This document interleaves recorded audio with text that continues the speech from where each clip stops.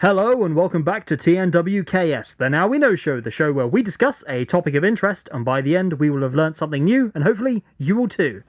Aha! Get your stinking paws off me, you damn dirty apes!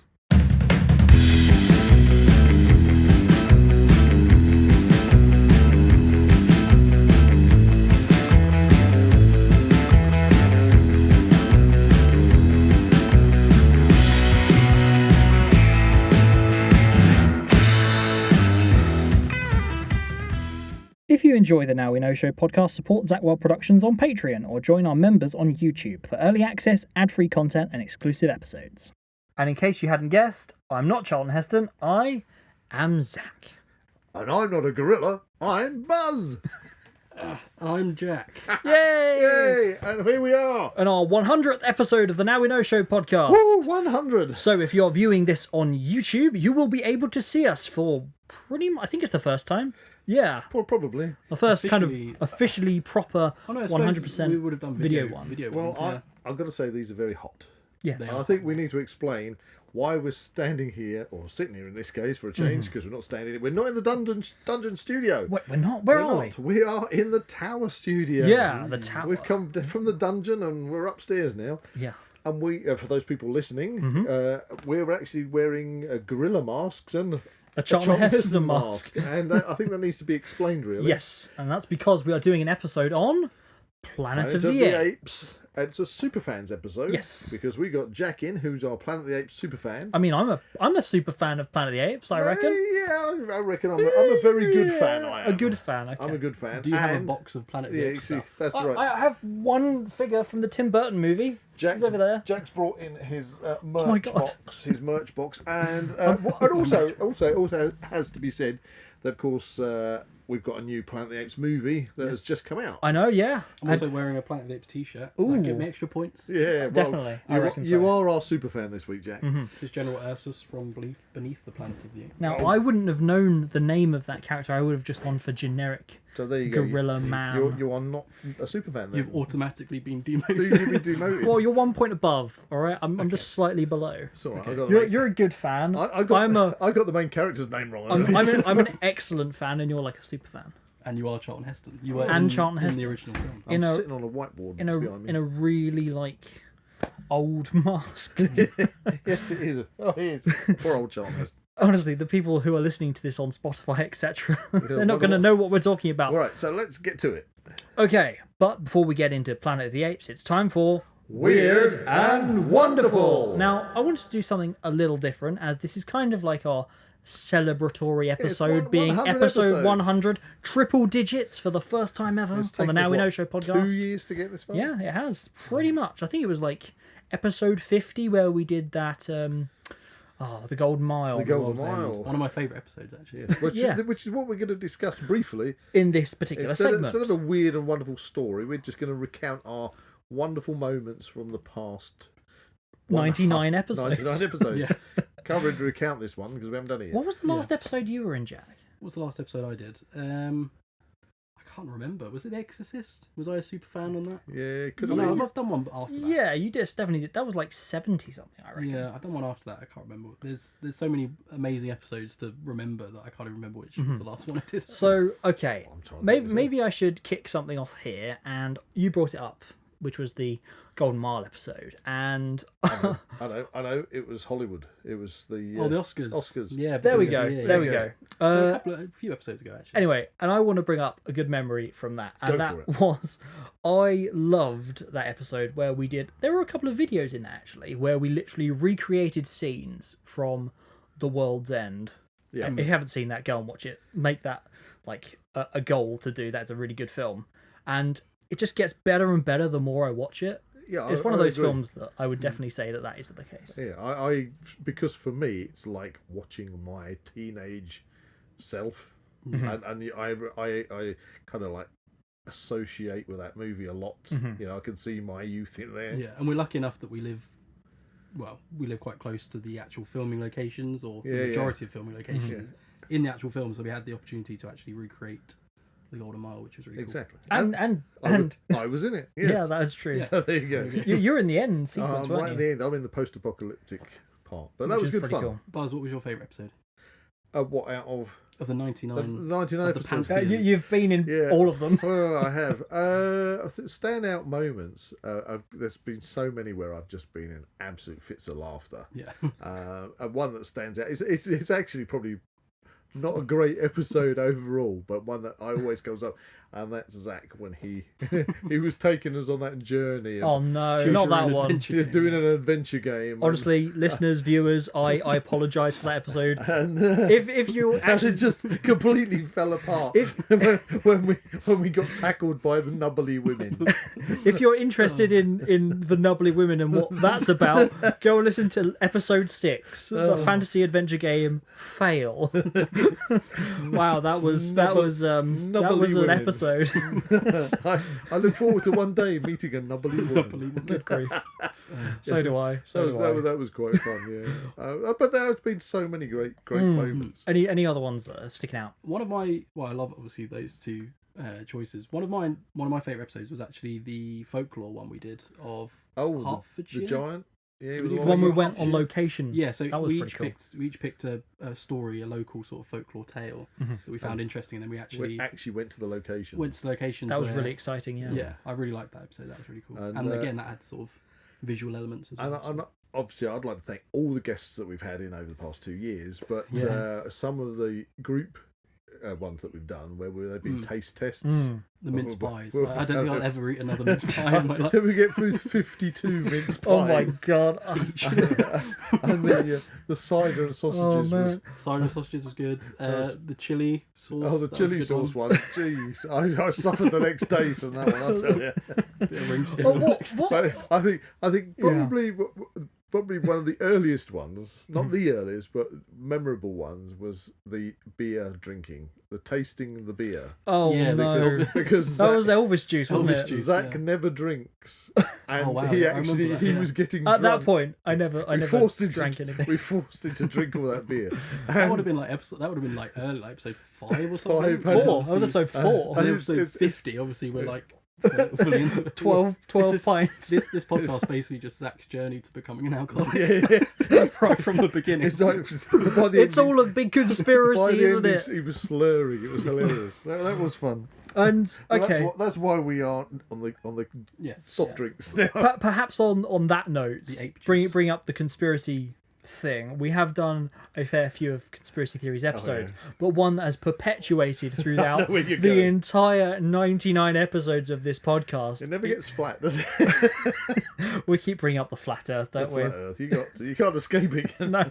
This whole podcast was flat. It has become a tradition to bring up the flat Earth in some capacity. So for that reason, I think it deserves a mention in the Weird and Wonderful segment of this episode. Well, that's because the flat Earth theory is quite weird and wonderful. Anyway, I think that's it. For the Weird and I think we've covered a good portion. Let's crack on with our main event. And obviously, we couldn't be episode 100 without our listeners and our viewers. Exactly. So thank you guys for all your support. Everybody out there. If you haven't already, please like and subscribe to this channel. If you are viewing on YouTube, it would be much appreciated. Thank you very much. Yeah, we love you all. That's fantastic. You've stuck with us so long. And all the guests that you said. Yeah, and the guests as well. I'm going to be getting plenty more in the future. So stay tuned. However, we are talking about Planet of the Apes, and it's a very strange thing, Planet of the Apes, because it kind of goes under the radar to a degree, but it is a really long-lasting franchise. It is, and it seems to not go out of fashion. Everybody loves it. And even that you mentioned earlier, there's a film that's come out as of time of recording, literally a couple of weeks ago. Yeah. So the franchise is still thriving. It is, and it's been going for well over 50 years now. Well, that's right. I mean, I remember it as a child myself, seeing it for the first time back in the 1970s. So I do have a question: how many actual Planet of the Apes films are there? Oh, pause. We've got a lot to discuss before we get there. Okay, Jack. We're jumping way ahead. You're taking the reins. Super fans. Take the reins. You take the reins. We're going much like time travel is a theme in the Planet of the Apes franchise. We're going way back to the beginning. Okay. So do we have to pretend to go backwards in time? There you go. Sure. Okay. Somebody quickly open a wormhole from Ben's space. I don't want to open any holes in this room. That hole. So for context, I've bought a big box of all of my. I've dug out all of my Planet of the Apes stuff. He's got stuff. He's got Yeah, stuff. So I'm going to go through it. Legal stuff. He's This'll got a be- merch box. This will be a whistle-stop tour of the Planet of the Apes franchise. Go for it. So go. Come on, buckle I'm up, looking forward to this. buckle up, boys. Should I put my gorilla mask back on? I don't think No, you'll it'd be be able very- to see it. Be very distracting. So I'm going to see out of one eye in it. I mean, it's better than having like no eye holes at all. Yeah, I think I'm going to move Charlton so we can see Charlton better. There you go. There's Charlton. Good. There you go. Charlton's my new It's like just over your shoulder. You look like Zaphod Beeblebrox now. Breeblebot. Beeblebrox. That'd be a good episode to do at some point. We're Hitchhikers. on Slightly we're amazing. hitchhikers. Okay, An okay, example of my Planet time. Planet of the Apes time. go Planet Ape. So we're going back in time. We We're are. going to the very beginning. Okay. So Very good place to the start. first item I've brought with me is this. And I'm not going to show you the front cover because there's It's quite a funny story behind It's a it. book. Okay. So this is He has the, a book in his hands. This is the original Planet of the Apes novel by Pierre Boulle, Ooh, who's a French novelist. This was written in 1963, and this is basically what started it all. I didn't even know it was a thing. I've read this. We'll get to that in a second. One of the things I find quite funny about this is you'd think of all the iconic imagery that you could put on the Yeah. front cover of a Planet of the Apes Yeah. book. Yeah. Even, you see like novelizations of films and they use screenshots from the From the films, films and things and to things, yeah. best illustrate it. Yeah. I ordered this not knowing what the cover was going to look like. Okay. I bet you expected it to turn up with, Dr. Zaius on it. Well, there's a really cool one that's like an ape with like an eye patch and a cigar. And Okay. It's 3D, so you get a 3D glasses. Ooh. And the front of the book is 3D. I didn't get that one. I hate to think what you're going to reveal. So what I have here is a planet. I'll show you guys first before I show the camera. It's just a gorilla in a field. In a field. Okay, for those viewers out there, show it I to don't the know if that's in camera. focus. You might be able to get some photos of this stuff, but a gorilla in a field. What and is what's- it standing in? It's like pink fern. Like, I don't know. sleeves. I don't quite get it. It And what- kind of looks like King Kong size. What's really funny about this as well is there's quite a lot of differences between the actual novel and the film. Right. One Won't of be the the first time. one of the biggest sort of differences is the aesthetic. So the apes are a lot more technologically advanced What, in that one? in the book. Even though they've got just a gorilla. So they wear clothes, Right. which is why this comes even more funny because Well, that means the we'll ape's bring, just we'll bring naked up the clothes thing a bit later. and he's covering his nipples.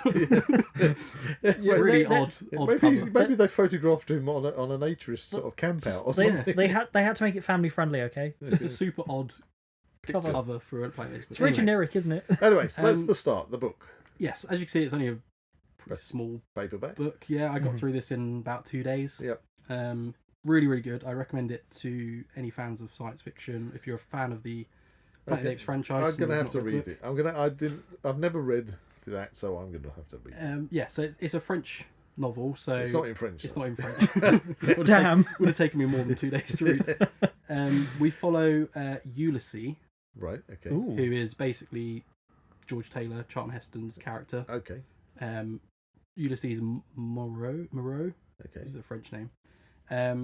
Yes, so that's where it all started. The Okay. Planet of the Apes novel. Yeah. Don't give us any spoilers on that because there might, if there's any differences. So I was going to talk about differences, but I'm thinking I'm gonna we'll give it try back to and. you. Oh yeah, sorry. Okay. Well, there might be the occasional spoiler that will come up in this podcast. Mhm. No worries. Probably one, What? but Talking of spoilers, you can't really get Yeah, any more spoilery spoiler. than I mean, any yeah. promotion to do with Planet of the Apes. yeah, they plaster all that imagery on all of the box I know, sets this is and all of the books. I've always felt that it's like the most amazing scene. Yeah. That, and like, it's a twist. it's as the well. twist at the end of the movie which you don't want to know about. Yeah, You want to just find it at the end of the movie and go, "Oh my lord!" Yeah. You know, it's Earth, and they Yeah. tell you it on the bloody cover. Literally. Literally. For those audio listeners out there, we're talking about the That Statue of Liberty. plastered on the front of all the Yeah, all all the the DVDs merchandise and and all things. the Blu-rays. So if and you've not seen the film before, the whole time you're watching the original '60s film, you're waiting for that scene to come up, and Yeah. that's obviously the end of the film. everything. You think, why have they got a Statue of Liberty? I haven't seen it yet. Right, so that's the book. I'm going to try and speed through as much of this as I can. We then move on to what everyone's probably very familiar with is the original run of 5 films. Yep. So we have the original Planet of the Apes. Yep. Classic. I mean, what hasn't been said about the original film. It's an amazing film. What are your? I'm interested to know like what your sort of memories of the film were. Well, back in the 70s, seeing that as a kid, it was just amazing. And I think what was really amazing at the time was the incredible makeup for the actors, because you're using actors to play the actual advanced apes, and I mean basically you just had like the chimpanzees, the orangutans, and the gorillas, but the makeup and the way the mouths moved, and you could see the actors' tongues, and it was just stunning. It was absolutely, and I like the way that they designed the kind of like the futuristic self-designed costumes for the apes as well, because they were completely kind of different from anything that you would say human style. So and they had the hierarchy, with the gorillas of being the enforcers and everything, and I just loved the whole idea concept of it. But back and of course you had the situation where it wasn't really explained why the humans, unless you put me right on it, originally, got a long way to go. It wasn't really explained why the humans didn't talk, but that was also one of the big sort of moments in the original movie when obviously you hear Charlton Heston speak. Yeah, as we heard. A wonderful wonderful rendition from Zak. So you mentioned the makeup. John Chambers famously did the makeup. Actually worked for the CIA, and he did a lot of prosthetics for spies. Ooh. Also, I think I would have spotted them really easily if they looked like gorillas. He also, I think that's a spy over there. What gave it away? Was it the ginger fur? It's Dr. Zayas. There's all these spies that look like Dr. Zayas. Sorry. Also designed Spock's ears. Oh right, okay. And now you know. Now you know. That's why we call it the Now We Know show, guys. Exactly. So, as I mentioned in the book, the apes are a lot more technologically advanced. They're a lot more like civilized. They wear clothes, drive cars, fly planes, everything. Oh like right, they're pretty much living like the 60s Earth lifestyle, but as apes. Right, yeah. The reason they didn't go for that approach in the film was purely budgetary reasons. Right, I could see that would be Plus, do you know, I would have thought it would be quite odd to see a like aircraft being piloted by an ape. Yeah. It would have taken. I kind of like the fact that they were doing the archaeological digs in the movie, and trying to explain in a way that human archaeologists now find things, artifacts, and then try and put meaning behind them. But because you're watching it from our perspective, and you know that this golf club isn't. Yeah. So it's a golf club. So in that sense, skipping way along just a bit, I don't want to do too far. I just want to mention it. I've got a lot of stuff. Just put the brakes on. You got obviously Tim Burton's Planet of the Apes movie. Skipping along a bit. The ending of that is kind of set in the mod. We'll get to it. Okay. All right. We'll get to it, which actually would reflect the book then, wouldn't it? Yeah, that's what I was going to say. Yeah. Even more so than you realise. Okay. So that's one of the reasons the aesthetic is the way it is in the original film and the subsequent. Okay, because of budgetary. Basically, yeah. And I actually, like you say, I much prefer the kind of less advanced ape. Yeah, they're trying to discover their place because they're like living within like the rock faces, and they built huts and things, and I just think that's a lot more believable. As believable as it can be. And there was something about, because obviously we've all now been to the cinema and seen the Kingdom of the Planet of the Apes, a new movie, and they had those sweeping tarpaulins on the on where the apes were living. And can you remind me? I'm sure they had the similar setup canvas in the original movie. There were because when I saw that, I thought, well, that's a really good homage to the original movie. Yeah, we'll get to the Kingdom of the Planet of the Apes. That's obviously the most recent one, but they also used like the quite iconic sort of scarecrows as well in that. Yes, I saw those before they went over the bridge. Which marks out in the original. It marks out where the Forbidden Zone is. Yeah. So, I mean, we could go on about the original film forever. Yep. The sequel is where things get a bit crazy. So we have Beneath the Planet of the Apes. Yep. So this film, essentially the first hour, is very similar to the original film, but we follow Brent, who has basically been sent to find out where Taylor's gone. Yeah. George Taylor, played by Charlton Heston. That guy. Yes. I'm pointing to his face. Charlton Heston's character at the end of the original film obviously finds out that he is on Earth by seeing the famous Statue of Liberty ruins. Mm-hmm. His friend Dodge has been stuffed and put in a museum. Yeah. And Landon has had his brain... He's had He's lobotomised. I always thought that was really quite creepy as a kid. That is so creepy. Interestingly, Draco Malfoy, Tom Felton, his character in Rise of the Planet of the Apes is called Dodge Landon. Right. That's interesting. Because going back to You're full of fun facts. Going back to when that gentleman was lobotomized, that was kind of, for me, especially seeing that as a kid, was quite scary. But also the fact that human had so much knowledge that he could have given them. Put this right here. Jack's holding up the book, by the way. That he could have passed on, and then they ruined it. There's a really, really chilling kind of version of how those events play out in the book. Right. Okay. And it's quite creepy, and it sort of is a bit of a cliffhanger at the end of one of the chapters. So I'm not going to go into too much detail. Okay, read the book. Read the book, everybody. Yes, read the book. Okay, back to maybe get a cooler cover than this. Back to film number 2. So film number 2. Yeah. So what I was going to talk about, film number 2, is the fact that obviously you've got those kind of subterranean people. Humans. Yeah. So the first hour we're introduced to General Ursus. Haha. Not to be confused with General Urko, who we'll get to. Okay. Lots of views. So the first hour is basically like a B&M budget version of the first film. Yeah. So we've got Brent, who's been sent to find Taylor. What's happened? George Taylor. Mm-hmm. This is another. We'll get to many paradoxes and things that don't quite add As we up. go along, yeah. Why would they send Brent to find George when they know that he's being sent off into a time thing to see how long he could be in space for? Because their mission is that they know that they've left Earth for a long period of time and they're not going to come back within any space of time. So why send Brent to go and rescue him? I'm going to say for plot reasons. Yes. Yeah. There might be an explanation out there.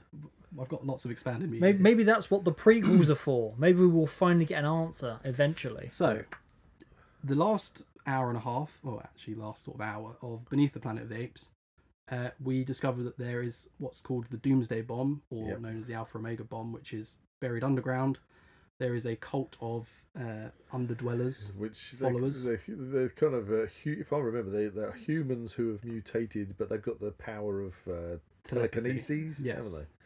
And they worship the bomb. It's kind of their God. Yeah. Long story short, That's a brutal ending. George Taylor at the beginning, in that first hour I should mention, goes missing. He goes to the Forbidden Zone. He's warned not to by Dr. Zaius. He disappears, and obviously Brent then, his adventure is to go and find Taylor. Taylor comes back at the end. The reason he's not in it so much is because basically Charlton Heston just didn't really want to do the franchise, and he literally wanted to end the franchise. Right. Which is why at the end he detonates the bomb. And the Doomsday Bomb blows the whole planet up. Yes, and this is where I kind of need I need a visual timeline. Okay. Which is why I bought my whiteboard. Okay. Okay, we'll explain this one. Yourself. We'll explain this one to those listening. I thought it was kind of like a very weird kind of sidestep to then introduce these kind of subterranean people. Yeah, it was kind of different. I wasn't expecting it, especially from like the second film, because it's something they never really address again. No. But it'd be interesting if, like, in the films we've got now, that in future sequels, if they did something like it. Okay, we'll get to the future sequels. Anyway, so Jack's got his whiteboard. I've got whiteboard out. I'll do my best to audibly explain as well. Okay. Mm-hmm. So, essentially, we have, if we can put the Earth's timeline into a line, which I know is never that simple because of timey-wimey stuff. Timey-wimey, yep. Taylor has left Earth from about here in the 70s. Okay, in the 70s, and he's jumped forwards. And he is thrown through... Oh, this pen doesn't work. Would you like another pen? We have a dry wipe pen. Yeah. Oh, do you want to get the other one? Because that one's a bit just dry as well. We got spares. There you go. Okay, perfect. Okay. Thank you. Spares. Emergency replacement. 2 is 1, 1 is none. Yes. That's what I say. So we have what's known as the Hasslein curve. Right. Ooh. So George leaves here. Yep. He goes up into space. This is really vague. Up into space through the Hasslein curve. Yep. And ends up in the future. Here. Yes. In about 3,980-ish. Yep. There you go. The times are always a little bit wobbly. So, has his adventures. Yeah, which is going to be like tiny little bit of time. Yeah. Beneath the Planet of the Apes happens about here. Yep. So the Earth explodes. Yep. End of the Earth. Yes. A small green planet dies. End of the world. Yes. Cornelius. Cornelius and Zira. Yep. in Actually, the- that's right, because don't they get in the space shuttle? Somehow. off screen. Yep. So we have an ape called Dr. Milo. Yep. Who somehow, I think it's in the expanded media, but somehow he restores the ship back Yeah. to function. Mm-hmm. The Earth explodes as they're leaving, which sends Cornelius and Zira back through the Hasslein curve. It's been years since I've seen it, but I always assumed that it was kind of like an autopilot to take them back on the path that they Yeah. originally got Yeah. there. So we're now kind of on to Escape from the Planet of the Apes, aren't Yes, we? so we've Third film. we've blown up the Earth here. Yep. For the audio listeners, right at the end of the timeline. Yeah. Kind of It's looks like launched. it kind of looks like your just drawing kind of looks like a boob. I was thinking a spider. Okay, a spider. It's the Hasslein curve. Yeah. Hasslein curve. Okay. Can't spell it. Anyway, So so they've arrived back in time. yes, so we Yes. now have Escape from the Planet of the Apes, which is quite an iconic opening scene where Yeah. you have the astronauts Actually, taking take their their helmets helmets off when it's Yeah. the and two it's, apes. and it's apes. It's a complete kind of inverse of the original film. Yeah. Mhm. In that time, throughout the events of Escape from the Planet of the Apes, we won't go into too much detail. Milo gets killed. Zira and Cornelius have a child Mhm. who they call Milo, just to Yeah. make things even more confusing. Yeah. Does it get adopted into a circus? They swap out the babies Yeah. because Armando swaps out and looks after the chimp, Mm, Yeah. the intelligent chimp, Yeah. who he names Caesar. Yeah. And he's the Armando's the chap who runs the circus. isn't He's also the guy Yes. from Star Trek 3, The Wrath of Khan. Sorry. Right, okay. There you go. So this is where, I mean, I guess you just have to kind of use your Brain. fan kind of theory brain. Fan theory. The birth of Caesar, it basically creates a new Timeline. branch. Okay. Okay, so Caesar's born. Is there a branch timeline now? Okay. Yes. Caesar's born starts the whole ape revolution. Mhm. Because is it the film after that when they're using them like pets? Yeah, so we're now into Conquest of the Planet of the That's Apes. it. So it's explicitly explained So- in Conquest of the Planet of the Apes that dogs and cats were wiped out by an astronaut that brought back some sort of virus. Right. It's never actually implied who the astronaut was that brought it back. Could have been the apes. It could have been the apes, but the timelines don't add up Okay. because they say that the dogs and the cats were killed in 1983, whereas Zira and Cornelius landed in 1973. Okay. So it would have been a decade later, which I guess could, but he does say that they were wiped out Charlton within. Heston's born later. Carry on. They do say that they were wiped out within the space of a month. So Okay. Okay. That was quite fast. doesn't quite So, add so up. now they have apes as pets to replace the cats and dogs Yeah, so humans turn to apes as pets. as pets. That kind of becomes out of hand because they realise that they are capable of much more than just Yeah, being pets. but at this point they are actors playing apes, aren't they? Yes. They're not just like chimpanzees on leash. No. They are No. actually. So the apes have already gotten bigger than normal. And they're wearing clothes, aren't they? Yeah, they're Yeah, wearing they're boiler wearing, suits. like, Boiler suit, aren't they? Yeah, jumpsuits, boiler Yeah. suits, prison Yeah. orange. Garb. Yeah, Kind and of they're getting yeah. experimented on, which kind of sparks sparks revolution. Caesar's idea to take over. Mhm. So we're now into this timeline. So this is where we get to Conquest of the Planet of the Apes. Okay. So I've got to say at this point, of all the Planet of the Apes films, I wasn't particularly looking forward to Conquest. Okay. But the first time I saw it, I You- thought it was amazing. It was like my preferred of the lot, other than the original. and there's actually 2 cuts, which is cool. That is interesting. I need to track that We'll down. have to track that down and watch that. Yeah. One of Okay. them's a lot more violent. So let's move on from there. So we're into this is Conquest of the Planet of the Apes. We're into this new timeline now. So we get to not too far. We're definitely not this far along. Yeah. But we get to Battle of the Planet of the Apes. Right. This is kind of post-apocalyptic, isn't it? Yes. I remember. I think it's here roughly, Mm. but it could be.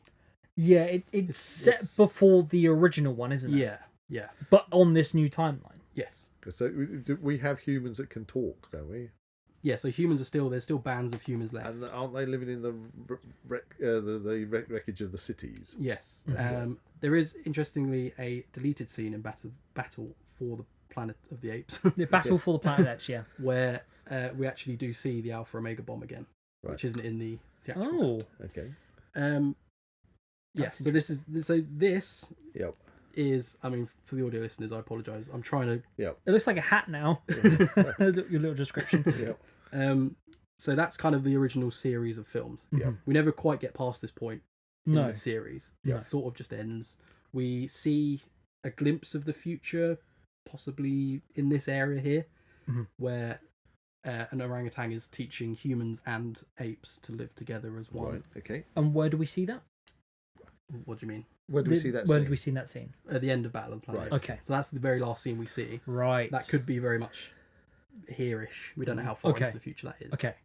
Then we have a tear from the statue of the lawgiver. Okay. Oh, Caesar, I think. Oh, okay.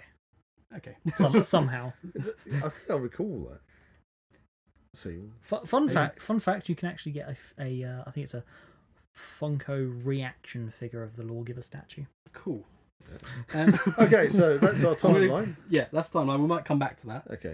Yeah. because- Keep it handy. Yeah, things get a bit juicy. Okay. Okay. So Is I'm that- interested to see what you're going to bring But up that's next. the complete original movies. That's Yes. the series of the 5 films. So Yeah. we've covered that. However. However, so one of the things I find interesting about the Planet of the Apes series is specifically that is the timeline. Mm. So I remember seeing the original series of films and thinking that doesn't quite add up, but I want to know Because kind what of adds up. you could start with the third one and kind of like ignoring everything else. Like start with the third one, watch the fourth one, watch the fifth one, then it's the first one, then the second one is kind of like your big finale, and then it's back to the third one. It's like a continuous loop almost.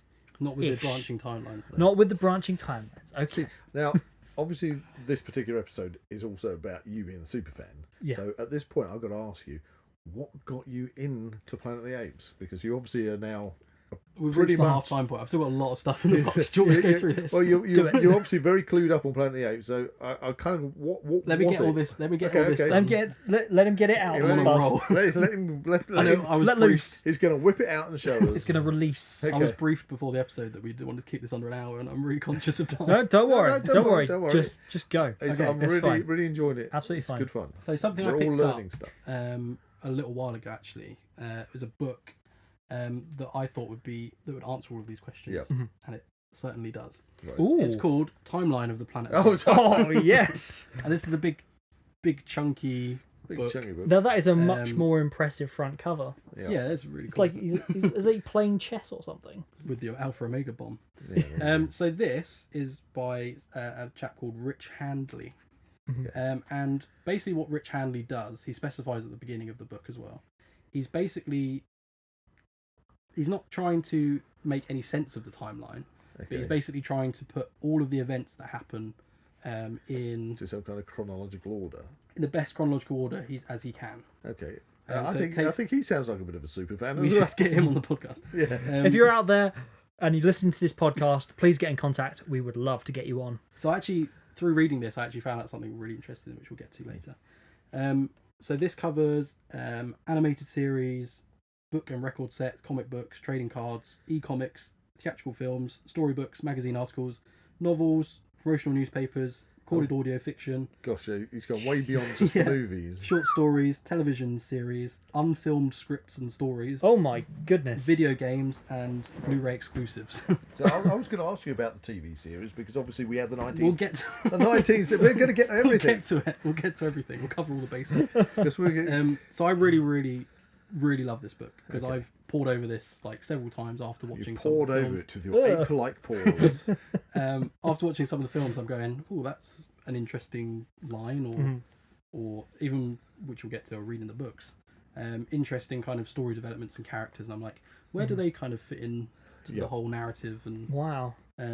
Okay, so you've basically now got a nailed down timeline. yes, I will note I think this came out in like 2008. Okay. So this doesn't include any of the new Movies. Movies. Matt Reeves stuff. Okay, well I would have thought the new movies aren't they kind of like a new reboot? Yeah, exactly. So It's it kind of doesn't like its really. own timeline. You could- with obviously the live action one in like standing out on its own. With Matt So the Damon. 2001 is included in here, and Rich Handley does a interesting job of trying to fit the The Matt 2001 Damon into the Mark Wahlberg. Oh, it's Mark Wahlberg. He always tries big stuff, doesn't he? Every time. Every Tries time. to, Poor old Mark Wahlberg. Tries to. I'm Matt Damon. So I highly recommend this. If you're a Planet of the Apes fan. Is a timeline of the Planet of the Apes official? Is that like This is unauthorized. okay? Which in a way is good because it means he can. Do whatever you want. Yeah, he's got freedom of including all the games and things that are licensed to other things. That's quite funny. Okay, so there's that. So Yes, crack on. One of my crack on. favourite Books. pieces of Planet of the Apes stuff. Merch, 'cause, yeah. Merch. it's really cool. Okay. Same guy also released. I'll go through this very quickly. I'm From Oldo to Zero, Lexicon of the Planet of the Apes. Lexicon of the And this is Planet of the basically a giant thesaurus of every single character that's ever appeared in Oh like, my this franchise. goodness! See, that is a thick book. This, I was still going back to that question I asked you a little while ago. You've obviously grabbed all this merch. I've had this for a while. Yeah, but there's something must have taken hold of you, sparked your interest in Planet of the Apes. There's Dr. Milo Must getting have killed by the gorilla. No, it must, oh bless. It must. Yeah, this must have sparked something within you to then go. I love this so much. I'm going to get this, and I'm going to get this, and I'm going to get this. I think So. What was it that? we'll you take know, a half-time break. Did you get into Planet of the Apes when you were a kid?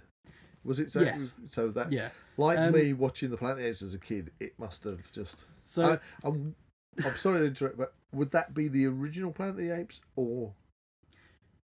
So Right. I have. So the Tim Burton film came out in 2001, so I would have been about 2. Okay, so which was the first one you? So I have very, very vague memories of seeing the 2001 Tim Right. Burton film.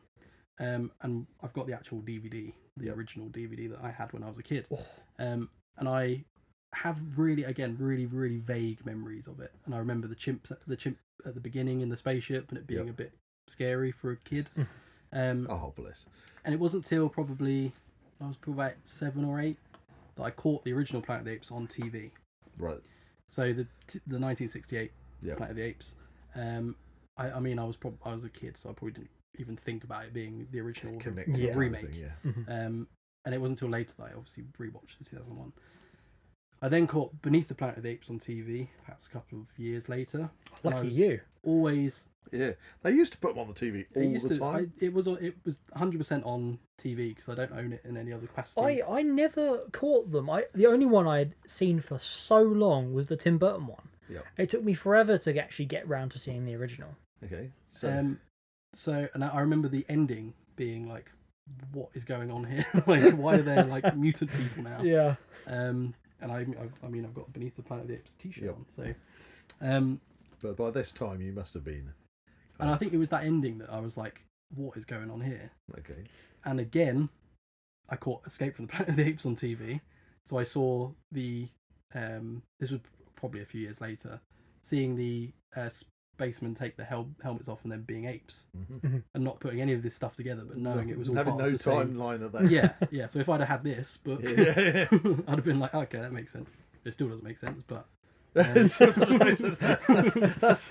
good bit of. That's a good explanation for the Planet of the Apes it's, timeline. it's even stated in the book. It's like there are so many inconsistencies and things, but as Maybe fans- the inconsistency is the only consistency. as fans of science fiction and film franchises and things, even if these things aren't even thought of when the films are being made, fans will always try and find the things that connect or make leaps to try and connect certain things. Kind of like together. an endless loop of trying to figure it out. Yeah. And I've even until recently, very recently, I joined like a Planet of the Apes Facebook page just to see. I'm not involved with it. I'm just seeing what the what the general chit chat. It was after the Kingdom of the Planet of the Apes. I thought, I wonder what the sort of reaction is like to this. It's a interesting fan base. Oh yeah. Well, I'm gonna guess it. I'm gonna guess it's probably a bit like the Tolkien fan base and the Doctor Who fan base. Yeah, there's a lot of. You get a lot of toxic fans in there that seem to believe that their precious stuff is being basically shat on. Yeah. Using that. Whoa. No, but that's what it is. I'll be polite compared to what Posh some ones, people put on social Yeah. media. Okay. But yes, We've got a prop now. I'm always one of those fans that I'm more. Looks awesome. I'm more than happy to have more of something that I like. But the thing is, they can never take away the stuff that you really like. So if you don't like something new, it doesn't matter, does it? See, now everyone's always going to have an opinion on something, and as soon as you say something that's different to their opinion, you're always going to have some kind of contention there, and there's always going to be like an argument or something. The capacity to understand that everyone has their opinion, everyone's always going to have their own personal view on something. This is true, but I think there's a difference between whether you're sitting there at a pub table having a chat about a movie and saying the things you don't like about the movie, and other people might say, well, actually, I like that about the movie. But what you're not doing is you're not having a go at the individual person you're talking to. But what happens on social media is people inevitably have a go at other people, saying, how on earth can you like this? You are absolutely brain dead, blah, blah, blah. And so they're not saying, okay, you might not like that movie, I do, or that show, but I do, and that's fine, you're allowed your opinion. They actually have a vindictive go at other fans. Yeah. That's one of the things. That's the difference. One of the things I mean, Planet of the Apes now, I don't think is as like popular as things like Doctor Who or Star Wars or things like that. It's generally, we said at the beginning of the episode, it's generally a little bit of a smallerish family. It's more of like an obscure franchise. Now, I'm going to bring it right up to the date now. I'm going to jump. We can go back into your box of goodies, but there's plenty. Since that you bring that up, and we've just had Kingdom of the Planet of the Apes out. I wasn't necessarily that impressed with the first two CGI movies. They were okay. What about the third one? The third one. It's 4. It's the fourth. All right, so 4. Right, this is. I've also got a quiz, by the way. So we've got. This is the fourth one, right? No worries. So this is the fourth one. Yeah. Yeah. Technically, it's the And and I absolutely thought it was an absolute crazily masterful story. I loved the story. The CGI was like par excellence. Yeah, there was a couple of holes in the plot, but I loved it. No more than the rest of the franchise, but I thought if you're coming in at this point with a new Planet of the Apes, and I think I've heard that they want to do 9 of these movies. 9, yeah. I think this one. And bold. I think this movie should generate enough interest to say, yeah, I want to go and see more of this. I want to see the next one. I think it has domestically done quite well. Yeah, what did you think of it, Jack? I want to get to it. Let him get to it. All right, I've got a lot more stuff to go. I need to get my timeline back out. All right. Crack on. Right, so in the late 70s, I believe, we had the Planet of the Apes TV series. Ooh, I wonder when we were going to bring this up. I did see a couple of bits, but it's very big because I mentioned a name to you at the beginning of this when we came in the studio. So and I'd got it wrong because I said the name associated to the movie, and you said no, that's the TV series. Yes. So therefore, I must have the memory in my past of seeing some of the TV series. So in the TV series, we have Alan Verdon and Peter Burke and a third astronaut called Jonesy. They crash into nice bit of in the same ship, sort of. It's the same model, but it's a different ship. This one's called Probe 6. Okay. Is it Probe 6? I think it's called Probe 6. Is this taking into account Beneath the Planet of the Apes or not? Or is this... So come on, he's getting the pen back out. He's back to his timeline. So if we're going by the dates that are given in the TV series, Verdon and Burke left in 1980. Okay. So they would have left after George Taylor. Do they reference the original missions? They don't. It gets a bit... This is the reason why books like the Timeline of the Planet of the Apes exist, because questions like this never quite get answered. So they leave in 1980. They go up through the Hasslein curve. They're studying Alpha Centauri or something. Right. The nearest star to us. Yeah. But they come out of the Hasslein curve and land like here. Ooh. On the timeline. So that's a lot sooner. In about, I think it says on here, 3085. Okay. Oh no, that's like... So they're actually like 900 years out before... Of course. The destruction. Oh my God. Before they landed, right. But they left after him.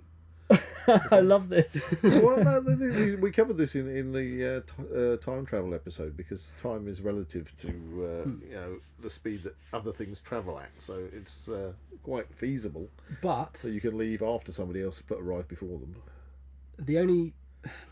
I could be here for literally hours because this is really fun. Part 2 coming soon. One of the first creatures, literally the first creature we see in the Planet of the Apes TV series is a dog. Yep.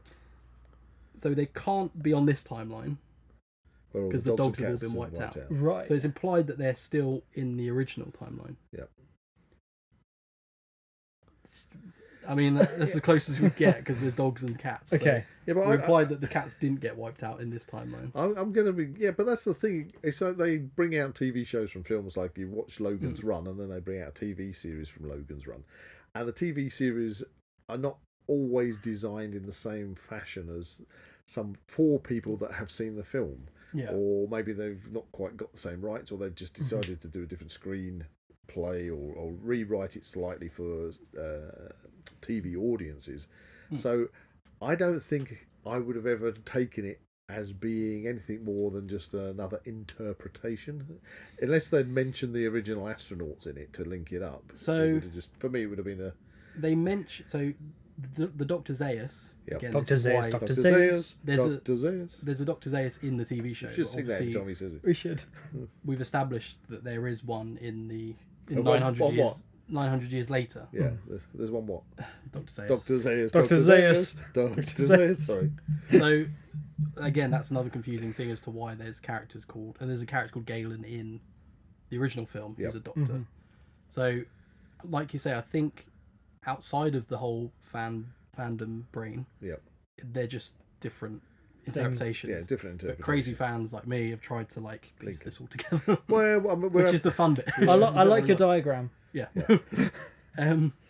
So I didn't watch this until fairly recently, probably in the last couple of years.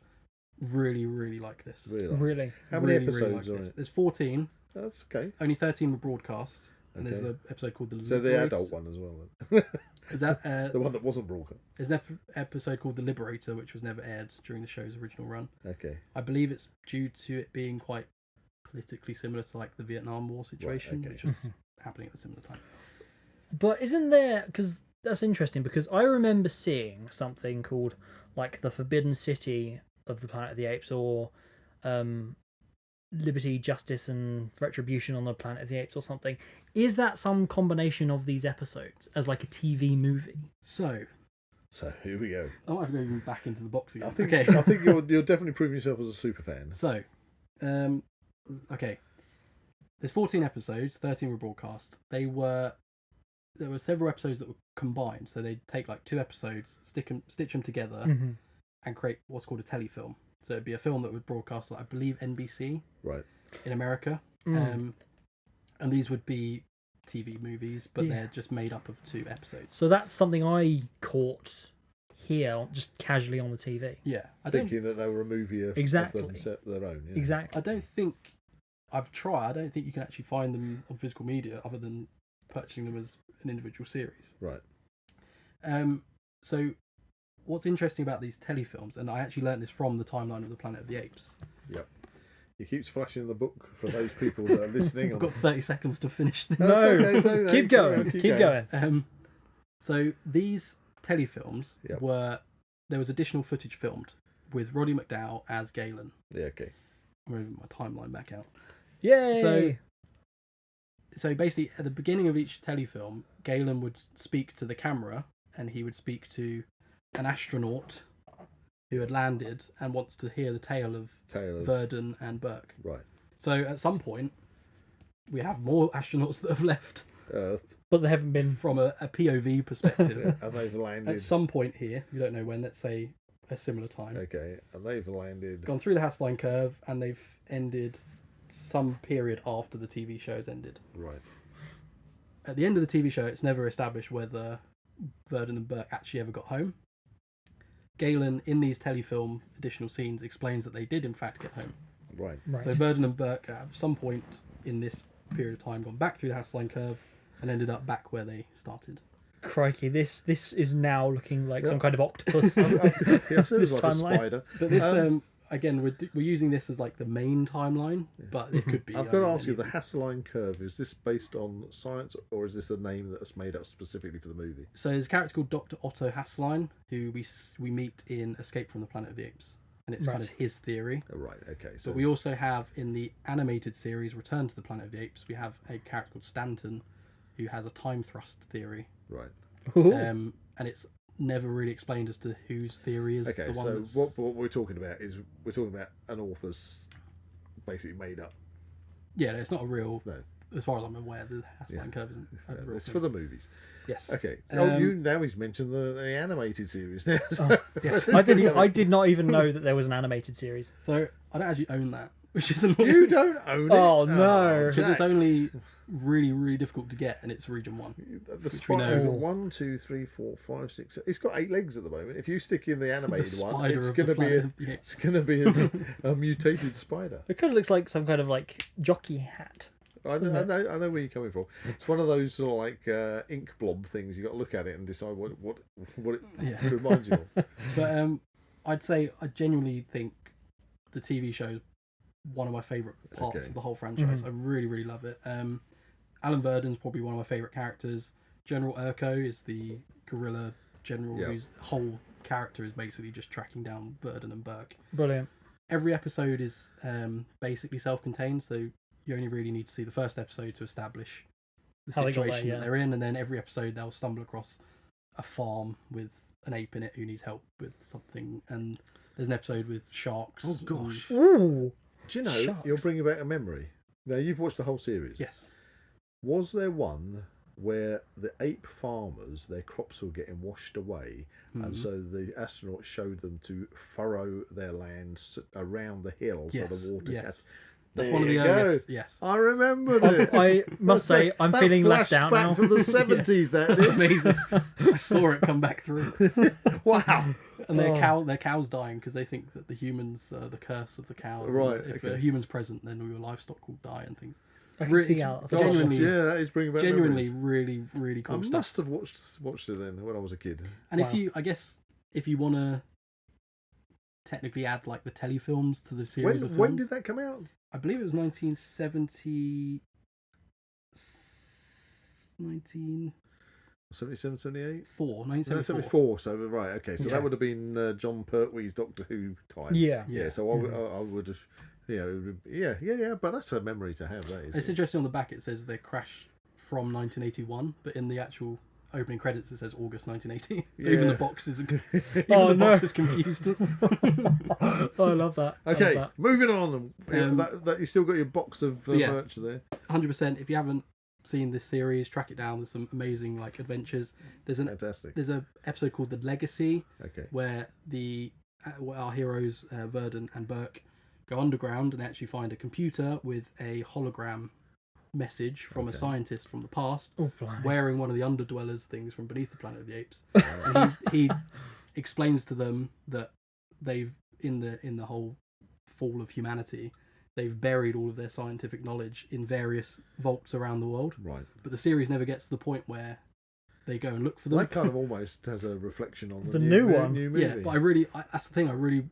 If in an alternate timeline somewhere, there's another series 2 of this where Verdon and Burke go off on their adventures tracking down these vaults. I think that'd be really cool, but it never happened. Now, speaking of tracking this down, can I borrow that? It's really rare, so No. Ouch. He's not even going to let you Oh, breathe on it. savage. But he hasn't even passed it to you. No, He's no. not letting you touch it. Put it back in the box. yes, it goes Put it safely back in the box. Put it back in the box. Okay. Talk amongst yourselves while I rattle around. Right. Okay. Oh, So wow. what did you think of the new movie, Zach? Sorry. To be honest, okay. I should mention after that we had Return to the Planet of the Apes, Okay. which is the animated series which ran, I believe, for 13 episodes, so quite similar to the TV series. The timeline comes back out. The spider's back out. We have Bill McDonald, and Judy, who are the animated characters. They have at some point left, I think, a similar sort of time. Cry, how many astronauts are we sending This is the thing, like there's so flipping many. I'm going to refer to the book again. Just by clutching it in your hands, it makes it all right. Yeah. So they go through the Hasslein curve The good old in a Hasslein. NASA spaceship instead of an Answer spaceship because they Right. didn't have the rights to NASA in the original films. Right. So they're called Answer. Answer. But in the animated show, they're Sounds just, like an they're- infection, doesn't it? Yeah. in the animated show they're now NASA, which is NASA. fair enough. It's a bit like saying NASA or SpaceX, I suppose. So they come down out of the Hasslein curve. Yep. Oh, and they've, Oh, God. Well, they've bombed into a completely different timeline. Oh, no. Somewhere, It's turned into a sailing ship. somewhere, It's a boat now. It's a boat now. somewhere in a different timeline where apes are how they are in the book, where they're like they have buildings and Cars, tanks and oh right. they have all the bells and whistles, cities and all. So the Tim Burton one at the end, styly. Yes, But we haven't got to that bit yet. Yeah. we're close to that bit. Okay. So in the animated series, we have, again, it kind of follows the same thing of they crash on the planet. It follows a lot of the beats of the original film where they discover that they're on a planet that's run by apes and it's actually Earth. They find Nova, who is a recurring character in all of the films and TV shows and all sorts. Pretty much everything, yeah. Nova has dog tags. Right. In Beneath the Planet of the Apes, George Taylor gives her dog tags. I don't think this is... Oh, this is the non-speaking human. Yes. Yeah.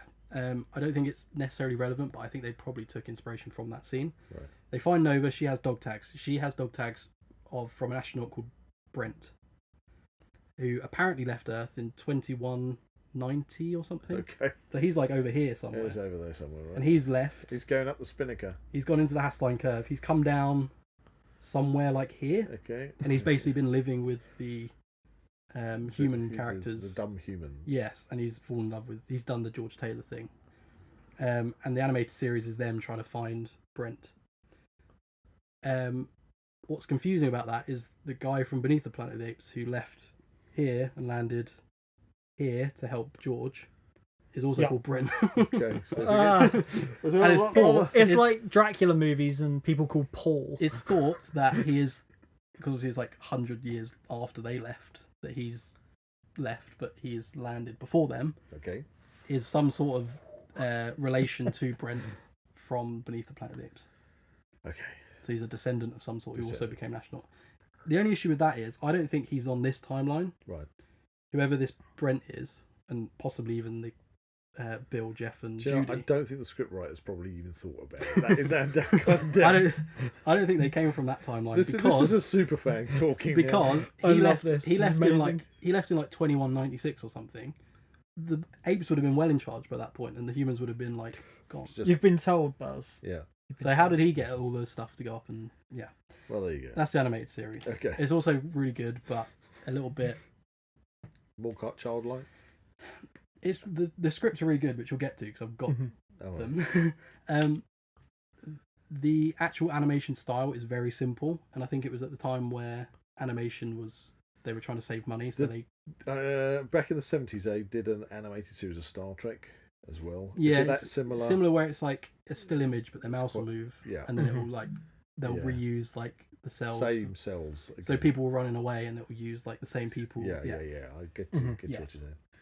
So, right. What's in the box? What's in the box? That's it for the kind of original run of televised things the Apes, and films. Okay. Tim Burton, then. Not quite. Not quite. Oh. We have a couple of books that I got. I got this, which another thing that I absolutely love. It's called Tales from the Forbidden Zone. Right.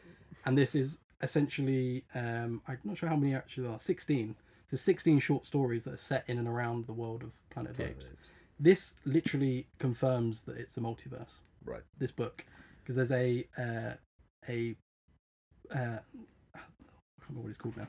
One of the stories in it is called The Unknown Ape. There we go. The Unknown Ape. The Unknown Ape. So I'll just read the synopsis for this. Okay. General Urko of the Saturday morning animated series Return of the Planet of the Apes steps forward in Drew Gasker's The Unknown Ape, opening a Pandora's box of multiple universes and dire portent for the inhabitants.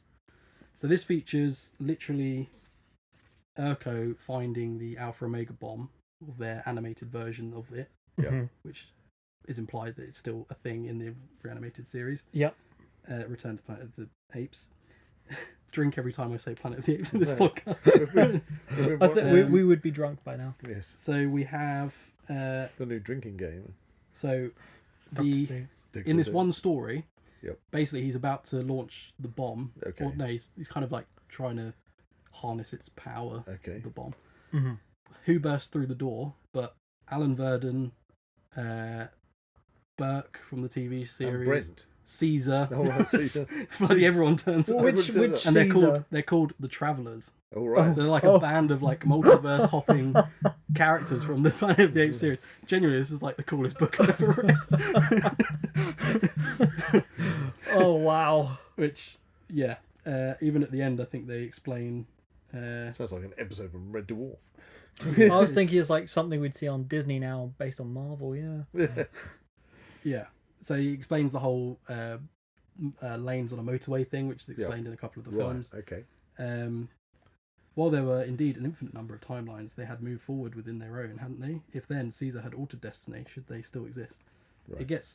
It's got Virgil from Battle of the Planet of the Apes in it, McDonald from the TV series, Pete from the TV series, Galen, and even Jonesy's Jonesy's in it. Jonesy. somehow, even though he died. Oh, well, there you go. We've got another one to read. We also have in Tales of the Forbidden Zone, Mm-hmm. which again, to any Planet of the Apes fans that want to get into the kind of expanded media, 100% pick this up. It's from Titan Books. Yeah, we're back to the whiteboard. We're back to the whiteboard. Where's my pen gone? Yeah, I think it's put It's it gone down from by like your left leg. It's gone from like a spider to a hat to an octopus to I'm a going to boat. try and get through the rest of Sailing this ship really quick. now. We'll try and get through the rest of this really quick. Okay. I don't believe you, Jack. Okay. There's a short story in Tales of the Forbidden Zone called The Pacing Place. Okay. The Pacing Place tells an alternate version of the end of the original film. So the Earth doesn't blow up. So the Earth doesn't blow up. So George Taylor, at some point here, actually continues, and there's no Beneath the Planet of the Apes. Beneath the Planet of the Apes. Becomes a rudder. Yeah.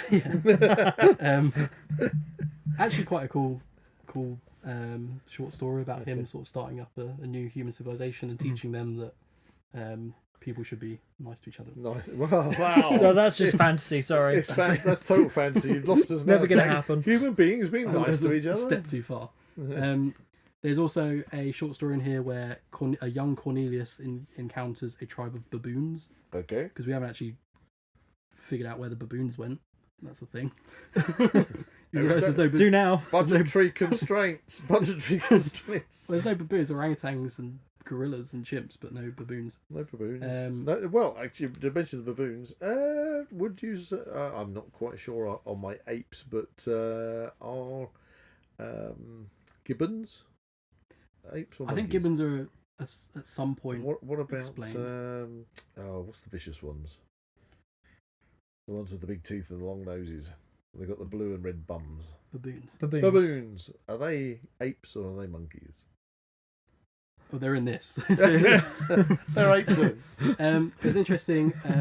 One of the some of the original. I'm not David Attenborough. I don't. Some of the original comic book stories depict our heroes of whoever the comics are encountering the North Apes, which are basically Right. Viking apes. Yes. Yes, Which we is want quite cool. Viking. That's what we Viking need. Apes. That's what we need. That's one thing I think about the series. Apes with hammers and axes. That's one thing I'd like talking about the films, which I know we'll get to because you want to ask that question. I do. I've got loads of questions here. it I would haven't be- asked one. I've only asked one. Okay. Okay. I'd like to see more of like what else is happening in the world other than America, because it's Okay. very America centric. Tales from the Forbidden Zone, 100% pick this up. It's brilliant. Well, I know it's kind of America-centric in a sense because obviously the spaceship originally lands back in America, so the whole idea of the astronauts, it kind of can only... You can't have them zipping across the sea because they haven't got any ships or anything. So it's kind of based, it's kind of based in the movies and things around where the astronauts have landed, which happens to be the States. Unless apart from the Tim Burton one, because it doesn't really say anything about the States in that, does it? Well, they're on a different planet. Yeah, they're just the planet of. Yeah, there's not even Earth. No. Okay. But I know what you mean. But obviously, in the latest one, We haven't had we had the astronauts leave, but that was very and briefly. we had a Yeah, we'll get brief mention of them getting into the atmosphere of Mars or something. Tales of the Forbidden Zone is made up of short stories, so this is an easy read. If you want to flick through it, you can read like a story a day or whatever.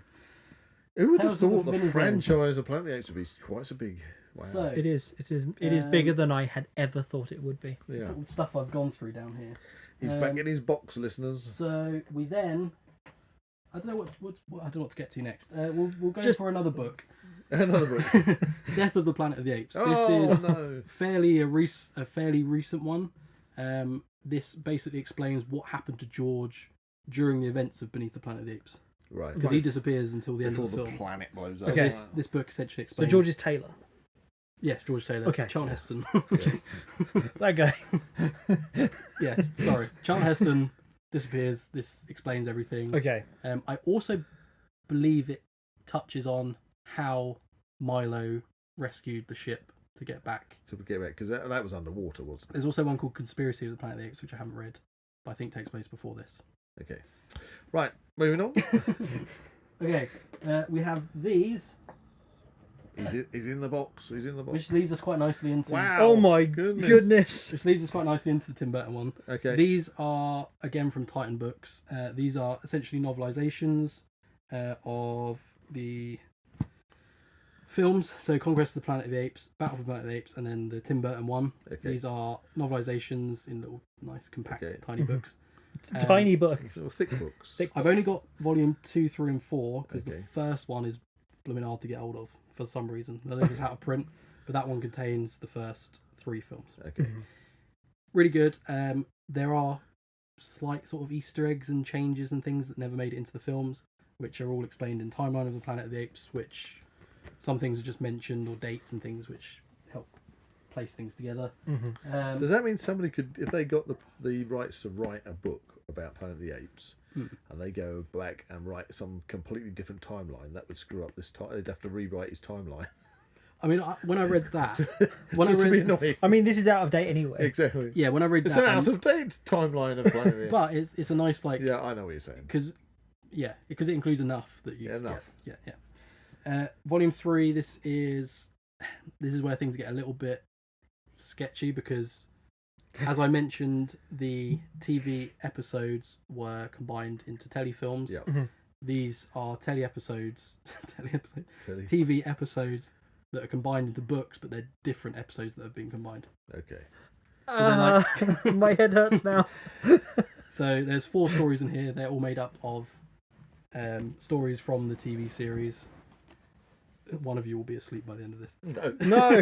No, well, I'm It's so absolutely- interesting. I'm absolutely fascinated. I am Yeah, for somebody who enamoured who by started this. watching this back in 1974, Yeah. and here we are in 2024. He's taking the persona of like Dr. Zaius when he's describing it in the TV series. What's happening? We're 50 years down the line. What?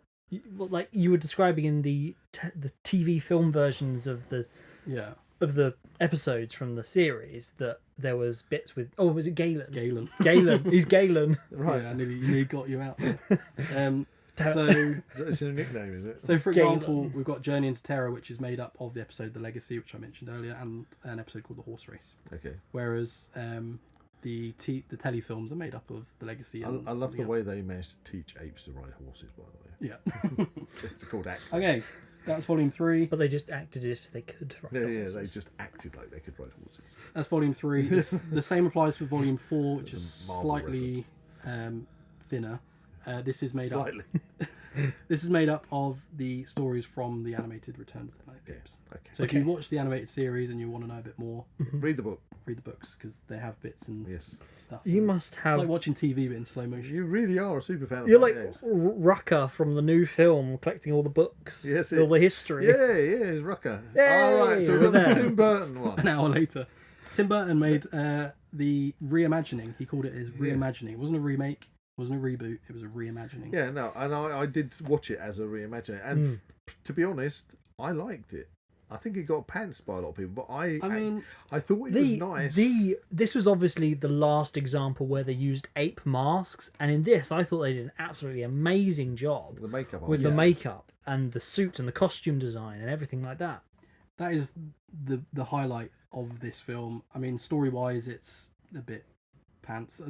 I don't really understand why they're like hundreds of years into the future. I mean, they're 2029, which isn't that far away. Oh no!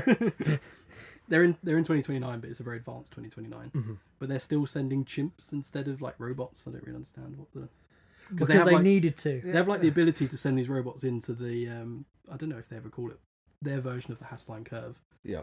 Um, Well, so But they it seemed send a like chimp. lots of different time bubbles. Because isn't the So- chimp that so I'll explain. Mark Wahlberg has is Caesar?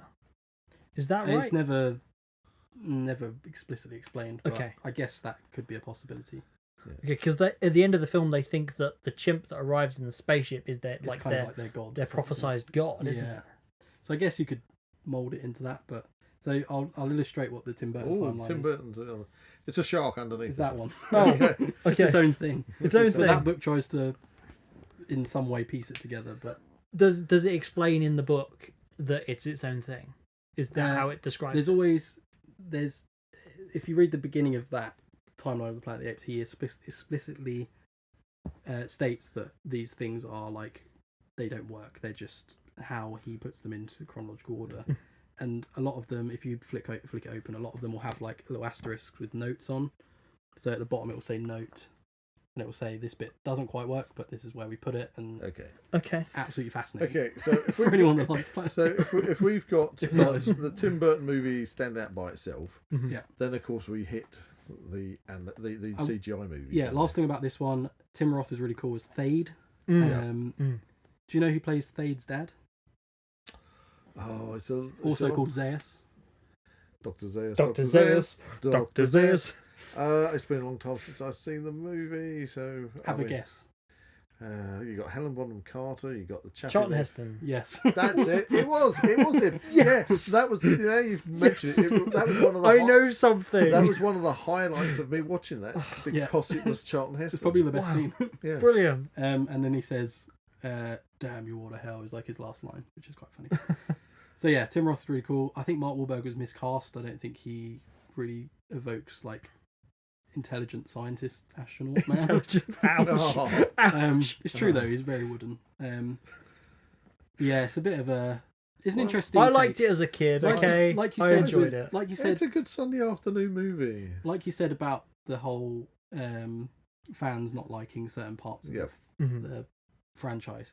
I kind of just see it as another version of, Yeah. But that's what you've got to enjoy something for what it is. Mhm. and it is actually a lot more accurate to the original book by Pierre Boulle than the original Planet. No, of the that's what we were saying earlier, especially with that ending, like having it like in a modern Apes. Yeah. kind of I don't want to spoil the book, but it is setting. quite similar. Yeah. One of the best sequences of this actually is he crashes his ship on what looks like Dagobah. They're kidnapped by the gorilla soldiers Mhm. and then taken back through like their version of Ape City. That's probably the best sequence because you actually see like the day to day of like the apes. Yeah. And I love the aesthetic. I actually really like the aesthetic of this one. But it's just I want to watch it again now. Yeah. Okay. After that, I So want to watch it again. we've hit the point now where we get into what a lot of people might even be their first dip in the Yeah. water with Planet of the Apes, So with the animated series. this The CGI series is what I mean. The new ones. The new one. Get my timeline back out. It's quite a miracle that this didn't actually like just kill off the whole franchise because I don't think it did. It might have done well. Yeah, I think I don't it's think it did very well Tim critically, Burton but- movies are an acquired taste. Yeah. And a lot of his stuff, I know what he tries to do, but I'm not a great fan of Tim Burton movies. Mm. Michael Clark Duncan. Sorry, that's the name of the Carol. And that one. This guy. Yeah. There you go. For the Green Mile and Yeah. stuff. So, He's Kingpin in Daredevil. Daredevil. Oh, dear. He's I thought it's a good, even now if it came on Sunday afternoon and I got nothing, I'd switch the TV on. I might just sit down and just carry on watching. Yeah, and I genuinely think like the makeup, the production design is the highlight of the film. yeah. And It looks good. it is a little bit of a shame in a way that I don't think we'll ever get a Planet of the Apes like this again because it will all be obviously the motion capture stuff now. Okay, well I'm gonna have to get some questions in because this is the thing. Okay, we're on to the the We're new on to ones. the CGI ones. That's your So backstory. we've got Rise of the Planet of the Apes, Dawn of the Planet of the Apes, War of the Planet of the Apes, and Kingdom of the Planet of the Apes. Okay. He's got the three of them. Three, and we then got the there's poster the posters behind me. There you go. There's the poster for the new movie. There you go. Exclusive collector's poster. There you go. With Proxima Caesar, Yeah. the guy who pretends to be Caesar. Caesar. So Spoilers. In 2011, we had Rise of the Planet of the Apes. Not actually originally intended to be a Planet of the Apes film. It was supposed to be Wow. just a film about like awareness of having apes as pets. Right. Okay. They kind of just they were like, oh, this would make a really good prequel to Planet of the Yeah, I mean, okay, so we even start with that one because that's the one where he releases the containers of the chemical in the cages with the other apes. At this point, the chimpanzees, as are, even though they're CGI, are still almost human size. Yeah, they're not. They're much more realistically anatomically chimps. Then but they're not standard chimpanzee size. They're already big. Yeah, and one kind of one of these things that I have a problem with the CGI. I've got to say the CGI in the latest movie, absolutely fantastic. You know, the scene where he gets beaten up on the shelf or the cliff. And he's got bubbles of spit coming out of his mouth. It's beautiful, you know. It just looks so good. But what I've got to say is, I just think that the trouble with the animation on all these CGI movies, and I know it's just Zach's going to pull me up on this one, but with the original Planet of the Apes movies, they had clothes on, right? Okay. Yeah. Here he goes. Okay, but in the new ones, they mostly don't. To hide behind the TV series. Yeah, but they mostly don't. Okay? Apart from in the new one, where you've got the king, Proxima, he's got a loincloth on. But the rest of the apes have got no genitalia or anything. You have to say genitalia, didn't you? Well, my point is... You could just say appendages. My point is, if you're going to... Genitalia doesn't fit on the timeline anyway. I was just going to point that out. No, but my point is, all these CGI apes brings a new meaning to the Hasslein curve. but that's that they haven't got any. They're all naked basically, but they haven't got anything. Okay, yeah, and all that's they, fine. That's your problem with Planet of the if Apes. they're going to CGI, if they're going to CGI it, You're taking up time talking about the apes. if you're going to CGI, let me give a word. If they're going to CGI, why didn't they just put loincloths on them? So you may as well ask, why don't they CGI King Kong's nuts or something? Like they don't because they can't. Yep. Kong of the Planet of the Apes. What? Carry on. Is that a thing? Yes. Oh my god, I need that. Oh man, Is it a book? So we're going to get to... I just we're going to go away from the ape penises. Okay. Well, it's not just the penises; it's they should have big pink bums as well. Whoa! One of the... What's wrong with the pink bum? One of the sort of sub aspects of the Planet of the Apes franchise that I'm not as familiar with is the comics, because I know there are quite a lot. There's like the classic adventures of Planet of the Apes. There's ones that date back way in the day. Back in the day, there's a line of comics that are explained in the timeline of the Planet of the Apes that were only ever released in like Argentina, and they're Spanish. Of course, though. So course there's the whole thing you're gonna have about to you're gonna have to learn Spanish. The only comic I actually own of Planet of the Apes is called Fall of Man, and I got this because it kind of explains. Yeah, I don't know what timeline this is in. Call it comic. It looks more like a graphic novel. Yeah, I guess it's made up of 5 issues. Right. Okay. It's a graphic novel made up of comics. It looks quite sort They're of put together. Yeah. Okay. So that's pretty cool. That's pretty. But there are some. I mean, again, I don't know enough about the comics to go into too much What's detail. that one called? Fall of Man. Fall of Man. This is issue 1 to 5. Okay. And it's quite recent as well. It's 2023, so it's only come out last year. And you're saying you're saying there's a King Kong one. Yeah. So we've got. I think there's. I mean, with comics, you get into like there's all sorts of crossovers and things. Oh yeah. We've got Tarzan on the Planet of the Apes. What? Well, you get Tarzan fighting predators. At Earth's core. Well, yeah, yes, I think I've got that. That's over there somewhere. I think Tarzan, or the franchise Tarzan, and Planet of the Apes, I think their history is kind of a little bit intertwined. There's sort of like similar. There are similar traits. I think in the original Tarzan books, aren't the apes like a little bit more intelligent? Yeah, I mean, they can speak and things. It's been a long time. It's been a long time since. I think we're going to need a new board. It was my father who read Tarzan to me when I was a little kid, and I do have memories of how the apes. Yeah, they probably had conversations between the apes and bringing up Tarzan. And we also have. I know you'll like this one. Kong on the Planet of the Apes, I believe it's called. Essentially, at the end of the original timeline, George Taylor, Charlton Heston, I guess this would make like a branch timeline, has gone off into the Forbidden Zone, left Dr. Zaius, Cornelius, and Zira on the beach. I'm not sure. I think they go back to look for him or something, and they discover a carcass of a giant ape. Oh, right. That's washed up on the beach. Oh, right. Okay. So one thing leads to another, and they essentially go looking for the Hollow Earth.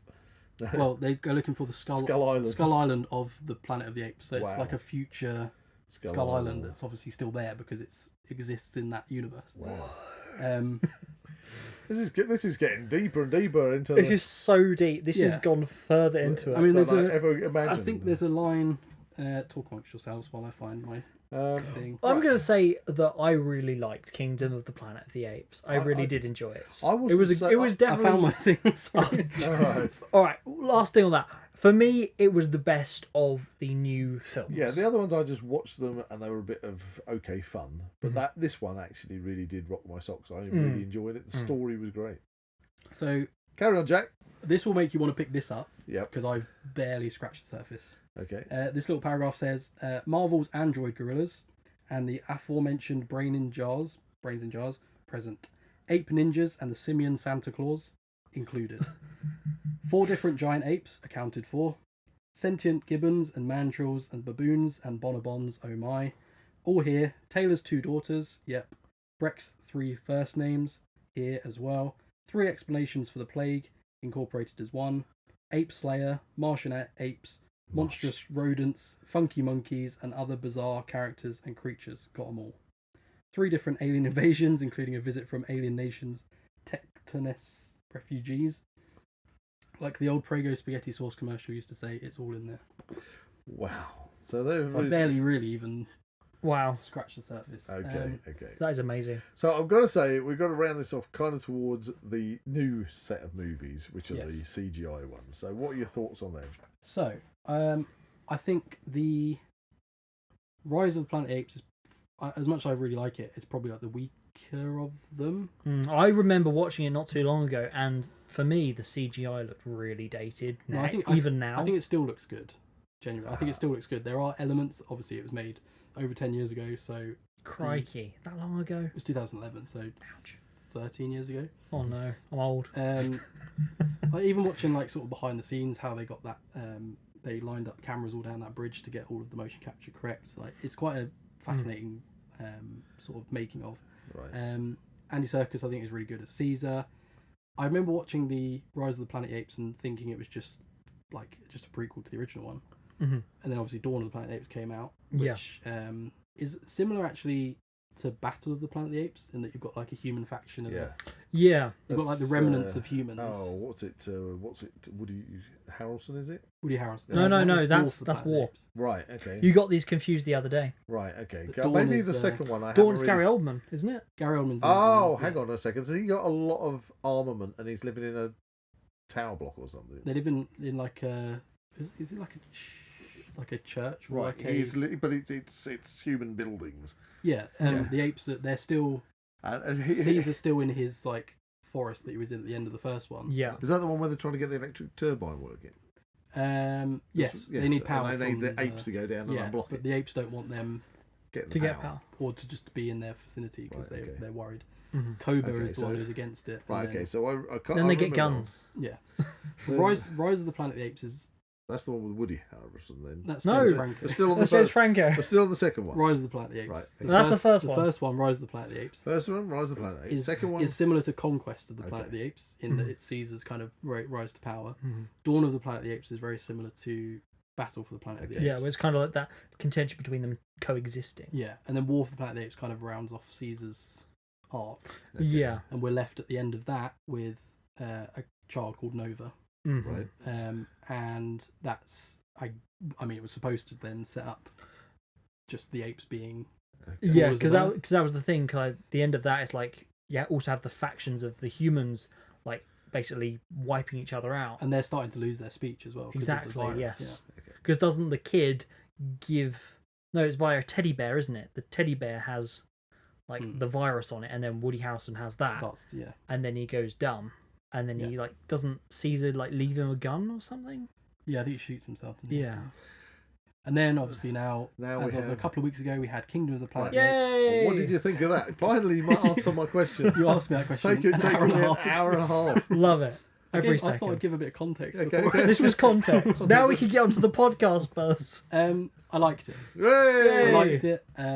I enjoyed seeing the apes a little bit more advanced because I think where they're at in like the original '60s film, I think is where they're at the most like interesting. Yeah. Especially like in the TV series. Another thing about the TV series is humans can speak in that timeline. and obviously it's 900 years before Yeah. Right. the events of the first film. Okay. So it's implied that They haven't lost their speech they yet. haven't lost their speech yet, and they're still they're kind of slaves, and they still Okay. can roam freely-ish. Mhm. Kingdom of the Planet of the Apes, I liked. Which Yes, I'm interested to see what they do. I hope in the they do more. future. I hope they Yeah. do more. It's got My unlimited only- potential, as we can see from this podcast. My only disappointment is when I saw the trailer, I noticed that Nay, or Nova as they call her in the film, Yeah. I'm attacking my notes now. she's obviously wearing modern day clothes, whereas the other humans are wearing like scruffs and loincloths. I thought it would have been interesting if she was like an astronaut, another astronaut that had... The girl in the new movie. Yeah. Yeah. That's kind of where I thought it was going to reveal. Yeah, and because obviously I think we touched on it very briefly in Rise of the Planet of the Apes. There's a news report that they've sent up Icarus. Yes. That's it. And it gets Icarus- lost in the last. Something to do with Mars, isn't Something it? to do with Yeah. Mars' atmosphere was the last they hear from it. So Icarus is a fan-made name for the Liberty One, which is the ship in the original film. Yeah. So this one's called Icarus, Okay. which has kind of like a little reference. So I thought, even at the end of War of the Planet of the Apes, I was thinking we're going to see like Right. in the distance Yeah, something. shit coming them in. crash down. But 4 movies in, we still haven't seen it. yeah, I hope they. Yeah. That's one thing I hope. In the However, next few films. spoilers. The end of this one, they finally managed to recalibrate the array of Satellites, satellite yeah. dishes and speak to somebody somewhere. Mm. So, So- anyways. Anyway, right, we've literally now you've taken us on a journey. whistle stop journey. Yes. I probably still haven't even. You've drawn a picture of a sailing ship.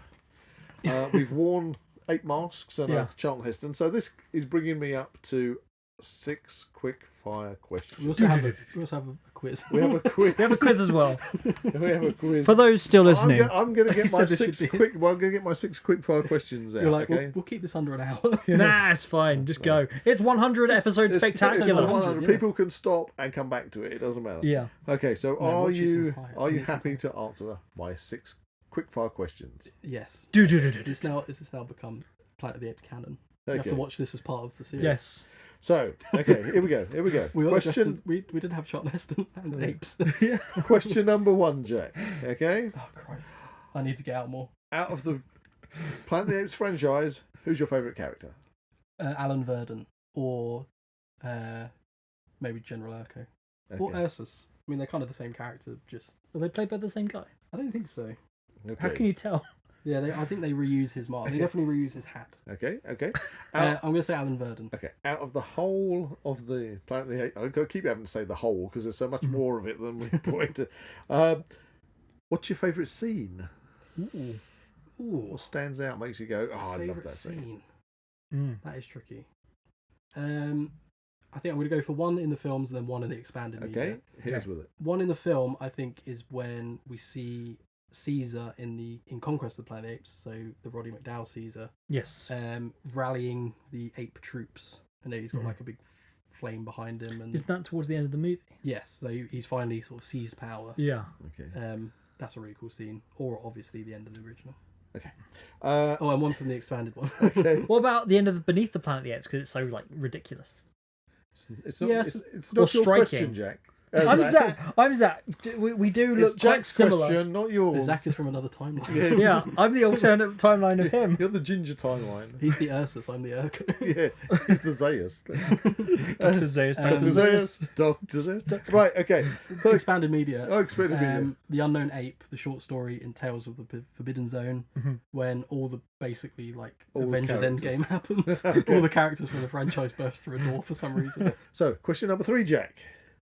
What type of ape would you choose to be? Ooh, that's a If you tough had to be, question. because basically they technically kind of have just 3 that they use. main three. They're kind of like factions, aren't they? Fractions. You So got, like, which the- faction you- would you you see chimp- yourself I being? definitely wouldn't be a gorilla. It's not big enough. Gorilla or Oh, you can be orangutan. whatever you want to be. So which one's Dr. Zeus? He's an He's orangutan. the scientific. Dr. Zeus. They're- Dr. Zeus. they're Are they Zayas. orangutan? Yeah, He's they're an orangutan. orangutan. Okay. They're the In- science ones. In Kingdom of the Planet of the Apes, we get a different breed of orangutan. Right. Raka. Yeah, the hippie guy. The hippie guy. The hippie guy.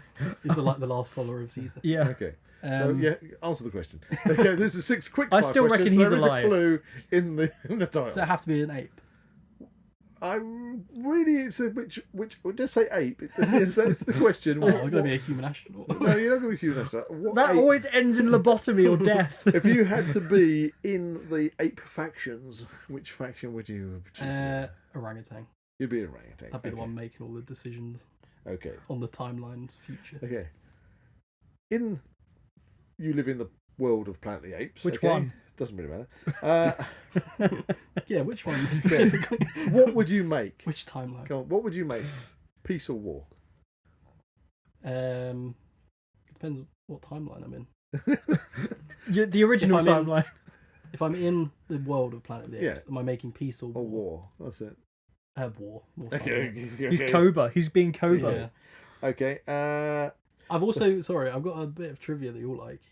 James Norton, who plays Pete Burke in the TV series, is the brother of David Norton, who is American Werewolf in London guy. Turns into the Kessler Wolf. Haha. Ooh, there you go. Sorry, Karen. I have the Kessler werewolf over there. I can see it. Question number 5. In your opinion, which is best? Real actors playing apes or CGI? Real actors, I think they're the films I gravitate towards more. Yeah. Okay. If I had to put like a Planet of the Apes film on, I would probably go through all of those before I get to the CGI ones. Question number 6. They're very good. In the latest movie, which I know you've seen Yes, in IMAX.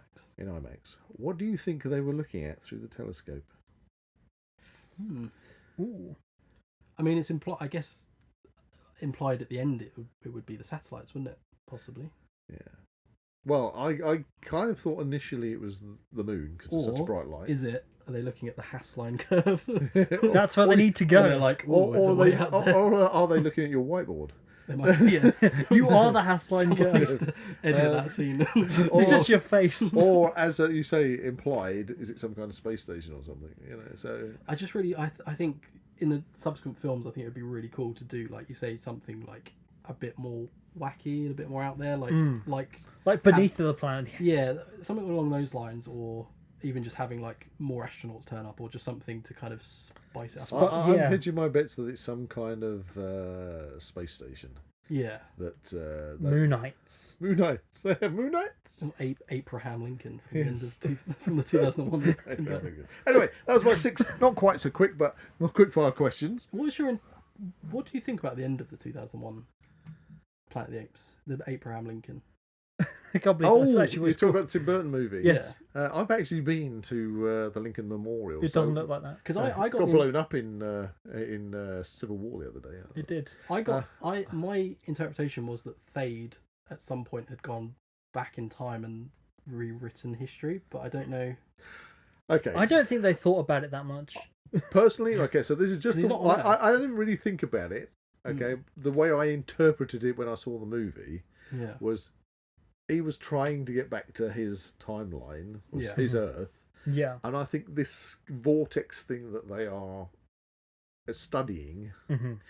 and I think that's possibly answered the earlier question. You said why are they not using robots and using chimps, because I think they would maybe, like people do in the 21st century, is use animals in order to get to see if effects are going to affect human beings if they travel through these vortexes and things like that. But I think what we're seeing is like lots of different versions of the planet Earth in different kind of alternate universes, and he's trying to get back to his, but ends up on a different one. Yeah, as much as I think it is that after all the stuff I've tried to explain, it's a little bit of a cop out. I do think the easiest explanation is just multiverse. Well, that's how I interpret Yeah, it. and That's the explanation for everything now. In my mind, I don't know if it is officially the way the fans think of it, but in my mind, the Hasslein curve is the way of like centralizing everything, especially for the original series of films. It's like they go through that and they come out at a different time. Yeah. Like if you can get your head around that, then that's probably the easier way of.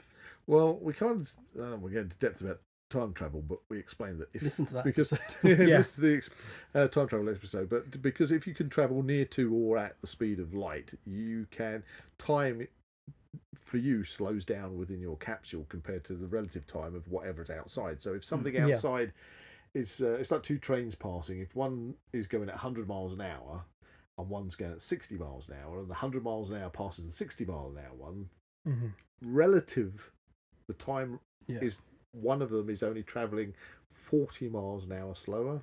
So the time in relation that's happening within that train is only 40 miles an hour behind the train that's going faster. Go listen to the time travel episode. Compared to somebody who's standing still on the platform, you see, where time really does stretch out. So it's like if you travel away from the planet Earth at the speed of light and you come back, you might have only aged X amount of years, but planet Earth will have gone through hundreds, if not thousands of years. So this Hasslein curve, if you're talking about that, if they're going through this kind of arc of speed, then they can pop out depending on the relative speed. Okay, listen to that episode of Time Travel. Yeah, You know, I can't emphasize that enough now. you know, because it is possible to time travel into the future, But not so easy to time travel into the past. but This is a fictional. but the question is, if we do time travel into the future, what is the likelihood it's going to be like a future dominated by apes? But this was my point on to final point. Or if we travel into the future, what's the likelihood that this episode will ever end?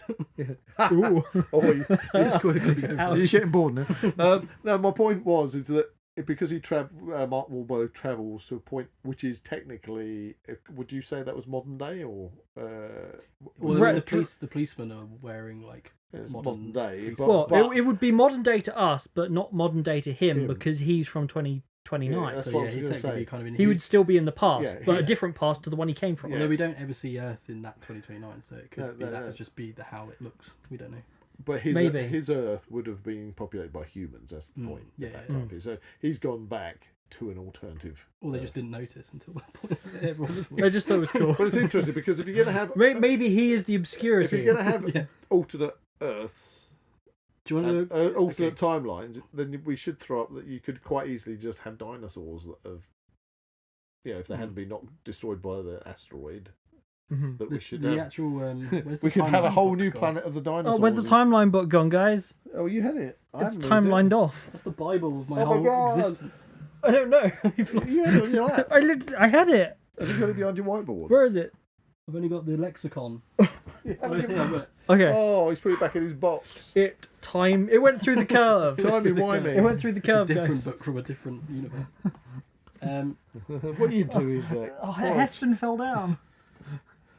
The actual timeline starts in 1 billion BC, Oh, right. and they go to 1445 BC, 1859. You really do know yours. That's on page 1.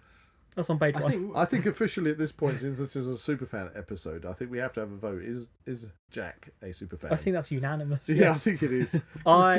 Can we go home now? we have to do a quiz. We are going to quiz. We are home. Okay, we got to finish off now. We're going to finish off with Let's this get super quizzical. So let's Episode get 100. quizzical. Quizzical. I want to get quizzical. Let's get into quizzical. Let me hear your ape talk. Yeah, whoa. And are we going head to head on this, or are we Yeah, that's just a good question. teaming up? We have a whiteboard if we need to keep score. Are we teaming up with our intellect here? I think it's a difficult quiz, so I think you should team up. We're going to Okay. team up. Go Go team. team. Now, Can the I've been a humans bit beat the apes? sneaky. All right.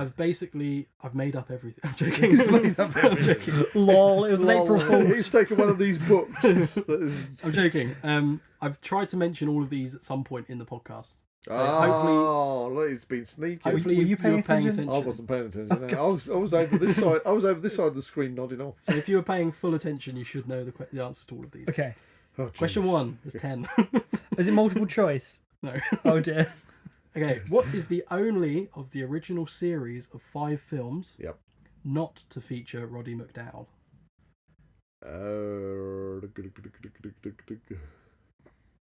Ooh. It's gotta... Is there one? Ooh. Is there one that's? What's your thought process for the audio listeners? Okay, so I know we watched the 3rd, 4th, and 5th one like consecutively, and I know he's in those. Isn't it the one where the battle up for underneath the Planet of the Apes or something? What the hell's Battle Oh, for the Underneath? No, So no, cool. no, hang on. Is it? Oh, God, I haven't You mean watched it. Beneath? Beneath the Planet of the You're Apes. saying Beneath? Was that the one with the bomb? Yes. Yeah, I'll stick with that one.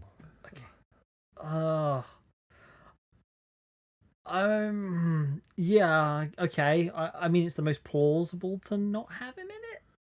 You are correct. Yes! But for slightly the wrong reason. Oh. Cornelius is in it. He's just played by a different guy. Oh. So Okay. Roddy McDowall. Yeah, but you technically did isn't- say Roddy McDowall. Yeah. So Roddy McDowall technically isn't in it, but Cornelius is. Yeah, I like Roddy McDowall. Question 2. Roddy We got it McDowall's right. He's a great actor. 1.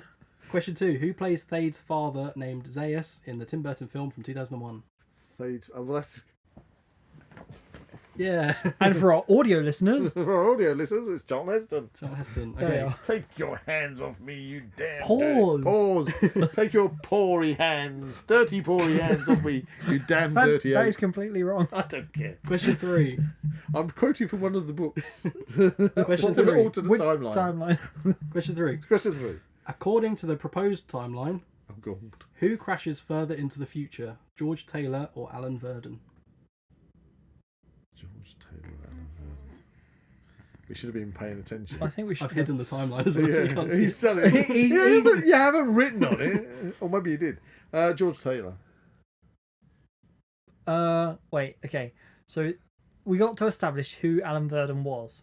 Was he the guy who went for Beneath the Planet of the Apes? I don't know. I'm going George Taylor. I'll give you a clue. No. It's Brent. Okay. What Buzz Alan said. Verdon is the TV series. Okay. So that's earlier. So what was the question? According to the proposed timeline, who crashes further into the future? George Taylor or Alan Verdon? Taylor. Correct. Yes. By about 900 years further. Oh, there you go. Yes, because he said 900 years in, Okay. in the podcast. Okay. I was listening. How many questions are there? 10. Oh, How many right. did we get right? 2. You're 100% so All far. right. Okay. Yes. Question 4. Question 4. We got 3 right. Name all 3 apes played by Roddy McDowall in the franchise. This is specifically live action because he Right. might have appeared in the games or That something. would I be don't know. Galen, Cornelius. Cornelius, and Caesar. Caesar. Correct. 4 out of 4.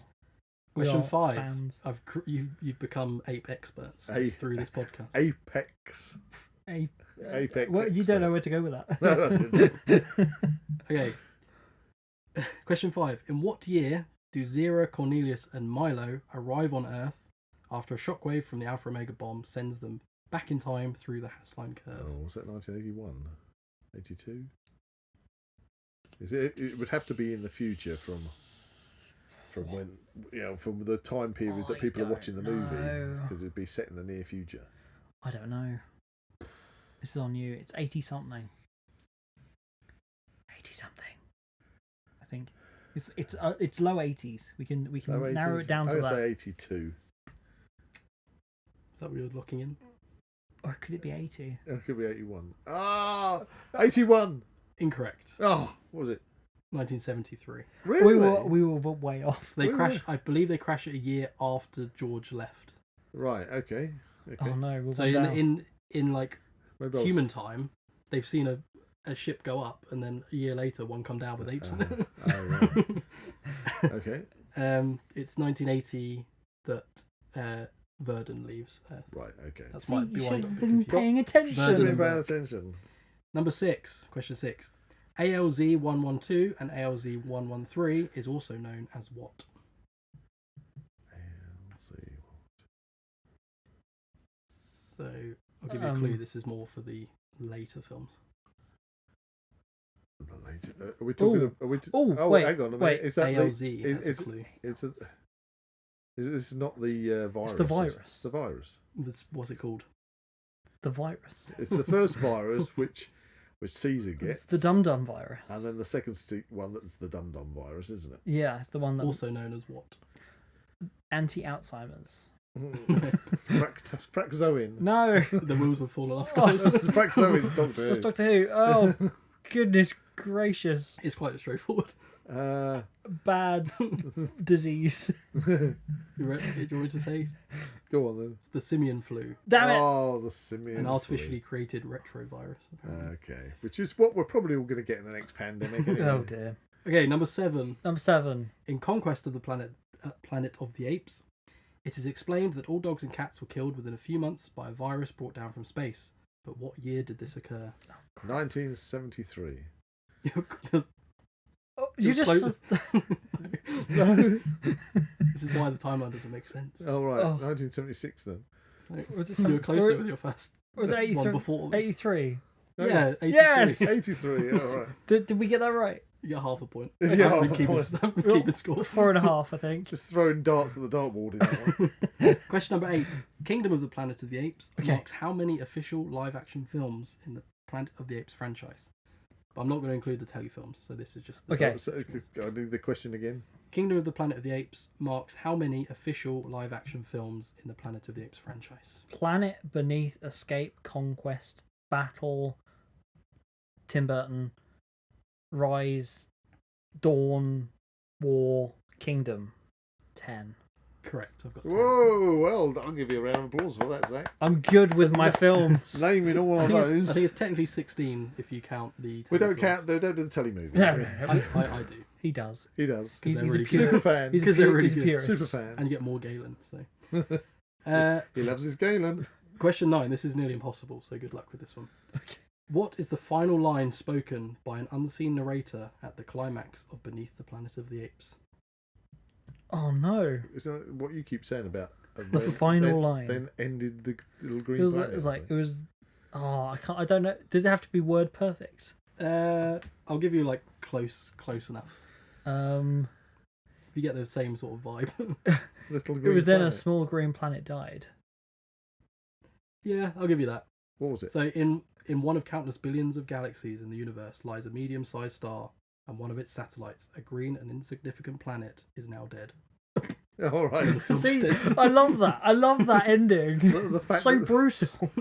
there's some mysterious voice from the ethers. Yeah, it's basically just Charlton Heston not wanting to do any more Planet of the Apes films. Okay. It blows the whole Do thing up. not invite me back. I will not do it And, until Tim Burton pays me enough. Just like the Hasslein curve, we're bringing it all the way back to the All the beginning. way back. It's question number 10. But What- which beginning? What year was the original novel by Pierre Boulle published? Oh, 1964. Locking it in. Sure.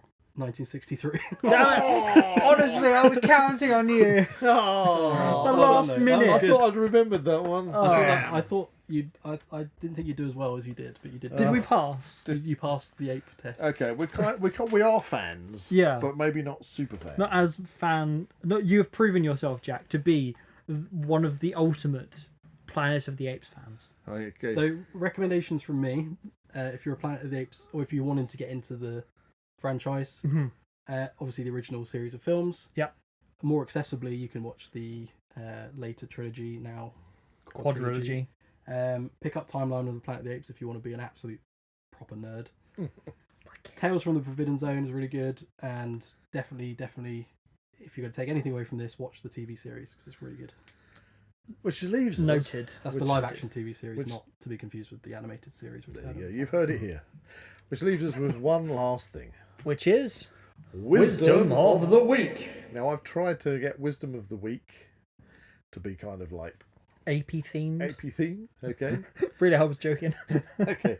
So this is the Wisdom of the Week. 2 hours. This is the. It's okay. It's like the Star Wars episode we Okay. did. If Do you you haven't want, do you seen want to that, hear this wisdom or not? look at the Star Wars one. Okay. Wisdom of the Week is an ape that gets drunk on alcohol will only ever do it once.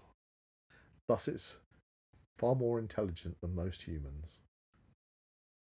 That's How profound. especially for us. After all we've discussed about apes. There you go. Oh man, that was fantastic. Do we reckon we like this format? Are we going to do more video episodes? I think we shall. Yes. I but- really like, as a founding father of the Now We Know show, I really do like this. I think especially setup. if we're doing taste testings and things like that. Oh, imagine Yeah, that. and I think it helps when we're trying, obviously, if it's an audio only format, we're trying to describe what these things look like or whatever. Mm-hmm. Having the visual element, I think you guys will agree, Yeah. is a really good way Yeah. of you seeing us. And It gives our wonderful audience out there both the ability to listen to it audio, or if they want to click over to YouTube, they can see our ugly mugs. Ugly, I am beautiful. Well, there you go. And I have nothing on Charlton Heston Well, there you go. in his golden years. I and you like can the- see my I General could be- Ursus t-shirt, which I'll keep explaining. I'm probably the only gorilla with a ginger beard at the moment. Or you're an orangutan. Oh, rangatang, rangatango, A buzzatang. buzzatang. There you go. Anyway, let's round this off. I should say, before we started this, Buzz was like, we'll try and keep it under an hour. 2 hours later.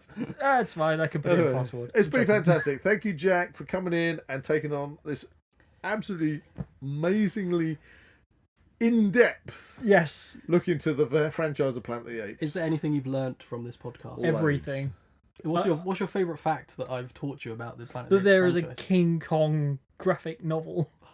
Favorite Of fact? all the things. No, I like King Kong, okay? I like the fact that you can draw spiders. Really well. I do like the timeline. The timeline, like, If anyone's drawing. wondering how to work out the timeline of Planet of the Apes, here you go. Can we get like a close up on this? Can we like for those at home, please pause this video. This is the Hasslein curve. It's a ship. Started off as a spider, and now it's a sailing ship. There It we might are. even be entirely incorrect as well. There'll be This fans is out there that are like, this no, is that Jack. doesn't make This sense. is Jack's interpretation Yes. of the Hasslein The whole curve. the It's a whole thing. well-researched The whole thing is interpretation. riding on top of Does Tim Burton's. Charlton Heston agree? Yes, I do. He said, take your hands off my timeline, you damn dirty Jack. Can Charlton Heston Jack's not become... dirty. Can he become like an actual cameo going forward for the next 100 episodes? Maybe for the videos. Yeah. Yeah. Anyway, If you look back on all the It's videos, time- he's there in the it's background. time, it's time Just to imagine say his goodbye. face. It's time to say goodbye. If you enjoyed this podcast, please like and subscribe to this channel and comment below any suggestions of topics or activities you'd like to listen to in future episodes. That's a big orangutango goodbye from Buzz. That's a big get your stinking paws off me, you damn dirty apes goodbye from Charlton Heston, and a big Dr. Zeus, Dr. Zeus, Dr. Zeus, Dr. Zeus goodbye from Zach.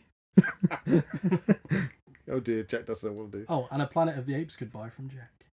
Goodbye.